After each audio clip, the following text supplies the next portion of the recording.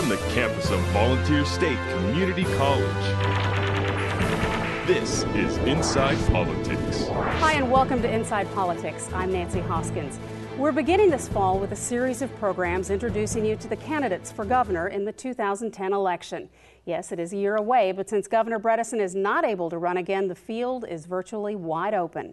There are already 12 candidates that have announced that they're interested in becoming our next governor, and we will extend an invitation to each and every one of them to join us here.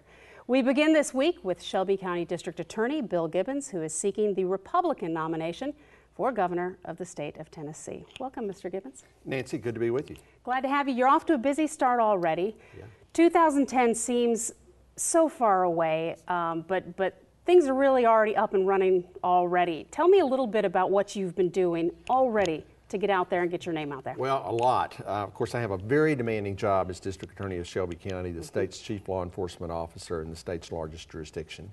And we have this campaign. So I'm working about 100 hours a week at this point. Wow. It is a pretty grueling schedule, and I have to remember that it's a marathon, not a sprint. Right. But we're going across the state, meeting with as many people as we can.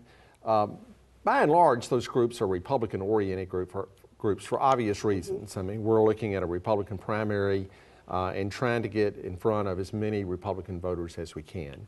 That involves going to a lot of Republican club meetings and so on, a lot of one-on-one meetings with potential contributors and finance committee members.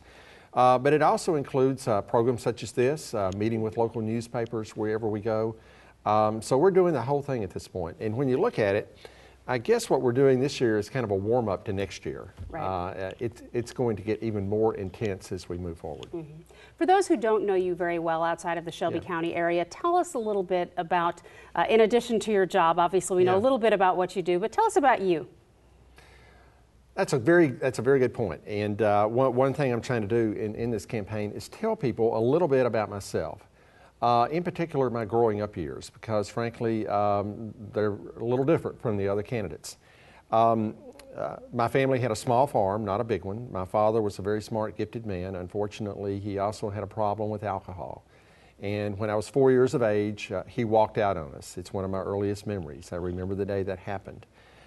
We lost our farm at foreclosure. And I watched as my mother struggled to make ends meet, and she had to sell our items of personal property piece by piece just to have enough money to buy food to survive. So it was a very, very difficult time. Having said that, I've got to give my mother a lot of credit. Luckily for me, she appreciated education. She was fairly educated herself. And while we didn't have a car, we didn't have a telephone or a television until I was 10 years of age, didn't have access to medical care. One thing we had in our home was a lot of books, and she insisted on that. That was a real gift to me that she gave.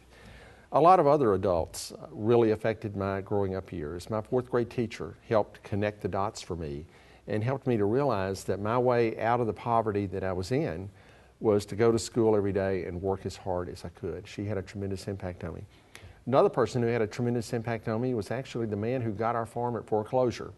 My mother and I moved across the road. I was the youngest. My siblings had moved on, but we moved across the road to a house, and he hired me to work on the farm after school and on weekends. He became a mentor to me and was a real influence on me. He actually introduced me to Republican politics. Now, this was South Arkansas, mid-'60s. You could put the Republicans in a phone booth, but he was one, and he introduced me to Republican politics.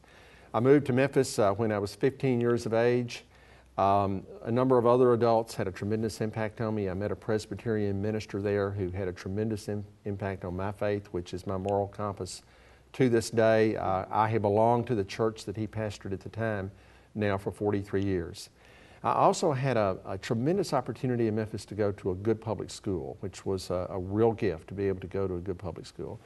My mother didn't have a dime to send me to college, but as a result of working hard, having good teachers, demanding teachers, I got a scholarship to go to Vanderbilt, which is something I never would have dreamed of being able to do.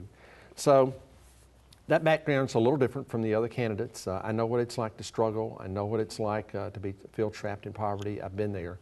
But I also know what it's like to work hard and persevere for a better future. How do you think that those challenges make you uniquely qualified to do the job? Our current governor did not have that problem. Well, I think it really helps in terms of relating to Tennesseans who are struggling today, and we have a lot of Tennesseans who are struggling. Also, how I view issues and how I approach issues are affected by my personal experiences. Let me give you an example. We have a tremendous problem with kids in Shelby County skipping school. Well, as a result of the poverty that I felt trapped in as a young person, I was skipping school. I relate to that. And one thing we've done in Shelby County through the DA's office is match kids who are skipping school with mentors who we recruit primarily from the faith community, but also some businesses in town. We match those truant kids up with mentors, and guess what? It works. They start going to school, their grades improve. And I really came up with that concept based on my own experience as a kid who was skipping school, but who had mentors step into my life to move me in the right direction. And it wasn't government social service programs, it was individuals who wanted to make a difference. Definitely. Being district attorney in Shelby County is a tremendous honor in and of its own. What was the decision process to go from there to seeking the governor's seat? Two things. Number one, I've given a lot of thought to what the challenges facing Tennessee are, and I want to make a difference on those challenges. And there are three big ones. Number one, positioning Tennessee for more good-paying jobs by bringing in the growth industries of the future into our state. Number two, doing something about educational achievement in our state. We're 42nd in the nation right now. That's unacceptable, and I have some thoughts on how we can change that. And number three, doing something about our crime problem. Tennessee has the second highest violent crime rate in the nation. That's unacceptable. Of course, I see that up close as DA every day. So I want to go to work every day as governor focusing on those major challenges and trying to make a difference. So that's number one. I know what I want to do when I get into office. Number two, I feel that I'm really ready to hit the ground running on day one. We've talked about me being a DA in Shelby County, and as I travel across the state, people come up to me and say, "You're the DA in Shelby County, you've got a really tough job." They're right, I do have a tough job. But frankly, I think it's been very good training to be the kind of governor we need in tough times. I'm a chief executive officer of a very large DA's office. We have over 200 employees, an $18 million budget. I have a caseload of over 100,000 cases per year. So I know what it's like to be a manager and to be a good manager. That's part of being a chief executive.